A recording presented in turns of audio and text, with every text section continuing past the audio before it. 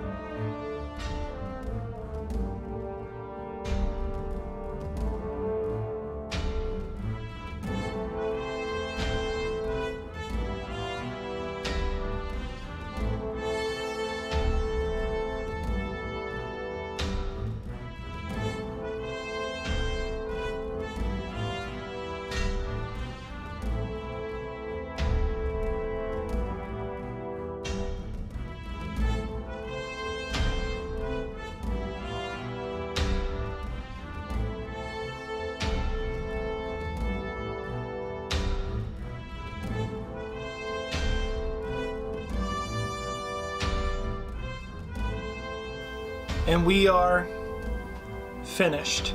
Here is the end result. Pretty pleased with the overall look of them. While yes, I realize they're not perfect, like I say with almost every build that I do. These clasps, I realize they're not extremely accurate to game, but they were close enough to the shape that I thought it would work. And then, so I can make multiple, I just use the other side of the paracord bracelet snaps for other ones, so you'll notice there's a variation there. But overall, I think they look pretty cool. They're definitely dirty and grimy like I like my props. Maybe you will try and make one of these yourselves and impress your friends with your Bonecharm collection, and they'll want one for their very own to increase their abilities. Calm down. I realize it's a game. I know, they're not going to give you special powers. Calm down. Maybe you'll get some... Yay! And inevitably, they're going to ask you, how'd you make those? You can give them one of these. Tell them, much props.